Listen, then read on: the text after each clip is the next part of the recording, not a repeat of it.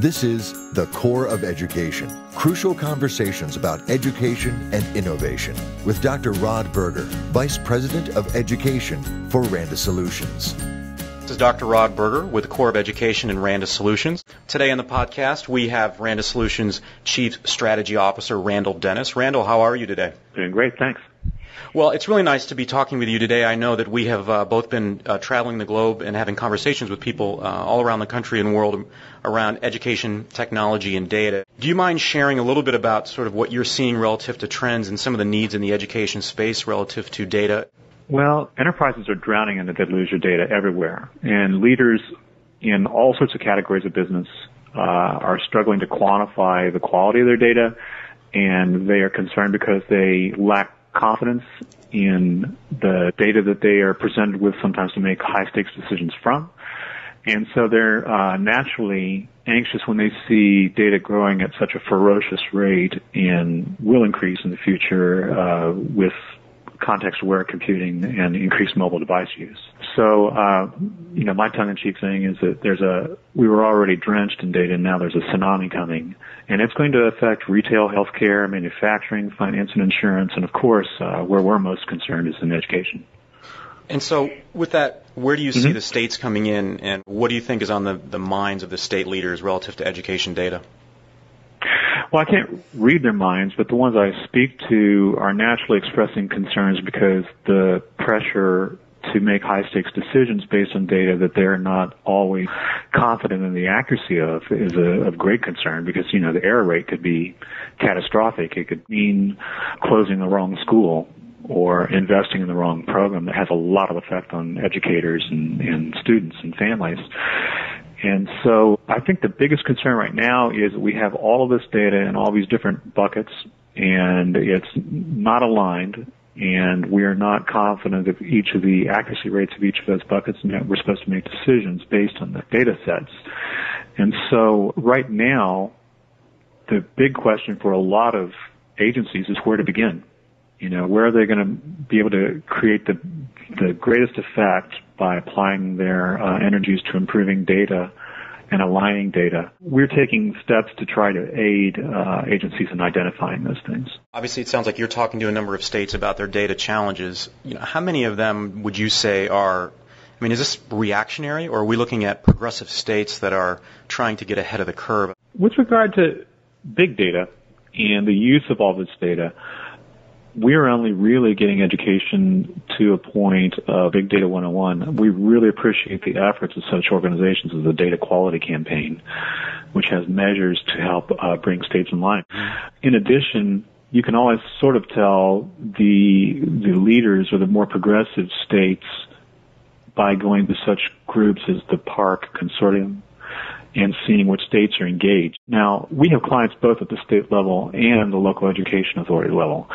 And so our new initiative is engaging local education authorities in conversations and wanting to hear from them great ideas from progressive districts of how data can be used to solve the true needs of education. What are you expecting, I would say, as you're launching this with regards to sort of the amount of creativity out there?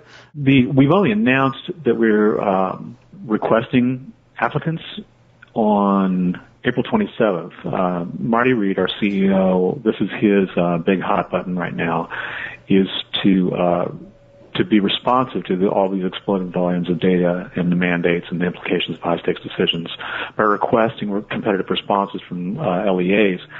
And we're just calling it the Big Data Project. And we want to hear, by the responses we get from the applicants and by the sorts of questions that they want to address or the ideas that they're bringing forward, we're going to find out where the greatest pain points are. It's a team effort, and it's really the modus operandi that, Randa has used all the way along, is that we get some basic ideas on the table, and then we go headlong into development within the context of pilot studies. So we're not just creating solutions. We're working on solutions with educators for educators. I think that's a great resource and a point for people to take note of. Randall, do you think that there are some folks out there that rattle the cages and say that there can be too much data? So how does that play into the project? And is there a tipping point to the amount of data that you'd be looking for? I wouldn't say that. We have two major forces driving this data growth in the future. It's already enormous, but the growth of mobile devices and the growth of context-aware computing is going to make it go up exponentially. And so if we are not addressing these problems now, you think we're swimming in too much data now, and you just wait 3 or 4 years, and it's going to be outrageous. So, we're just looking to be proactive and to request that the activities that we do as it relates to big data are actually directed towards the mission of the local education authorities that work with us. We want to know from them their mission statement and how they believe big data informatics can serve their mission. We want to hear their innovations and the problems that they're facing. We just want to meet with the key individuals and put a large group of people together as possible that's manageable for such a study, and put together some realistic timelines and milestones for the project, because nobody needs technology for technology's sake. It has to be highly useful, highly available, and really address real needs. What would you say, Randall, would be the ideal profile of a pilot study participant or group, looking at characteristics that they might bring? What would you be looking for? If you had big data problems, you're actually a candidate, because all those different forms and types of data and all the different places that you may be keeping it, the more the mess, the better the opportunity, I think, oddly enough. Okay. Does that make sense? Yeah. Well, very true. I mean, it definitely adds to the discussion and to the data, like you were talking about, to really sort of solve this issue collectively. Randall, at the end of every Core of Education podcast, we like to ask a couple of questions. So if you're willing, let's dive a little bit deeper into the core. We'd like to share resources, and whether that be conferences or some education resources that you find valuable, what do you think can aid in anybody's professional development that you like to attend and or access on a yearly basis? What should people know about that you think is timely?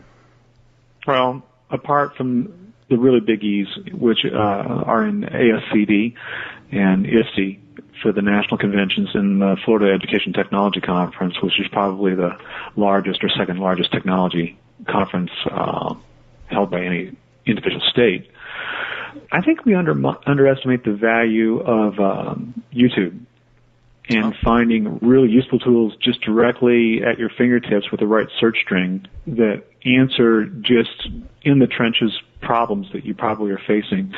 YouTube, if YouTube can tell me how to fix the carburetor on my kid's Saturn, for practical advice and help and instruction all over the place, I think probably YouTube is one of the most grossly underestimated LMSs that we have to our disposal. Sure.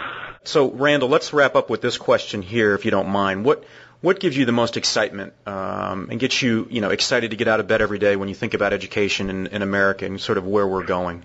I think that education, as in most circumstances in life, we tend to be looking for a silver bullet or any one broad stroke that's going to radically transform education. And I think that excellence is achieved by doing a lot of small things well and doing them over an extended period of time. And perseverance is a quality in people that is no fun developing, but it's absolutely essential for success. And I think that there are a lot of people who are highly dedicated that truly want to change the destiny of students and families. That's not going to come from any one vendor or any one guru. It's not going to come from Washington. But people being fully engaged and just keep fighting the fight, and I see a lot of people willing to do that. I think that's probably the most exciting thing about it are the people on the front lines who are willing to do that on a day-in, day-out basis. Wonderful. I think that's a great place to end, and we want to thank you for your time today and for everybody joining us at the Core of Education and Randa Solutions. And please come back and hear some more insights from education leaders around the country and the world. Thank you again. Thank you. This has been the Core of Education. You can contact us with questions or suggestions via email at core@randasolutions.com. The views and opinions expressed in this podcast are those of the participants and do not necessarily reflect the position of Randa Solutions. Thank you for listening.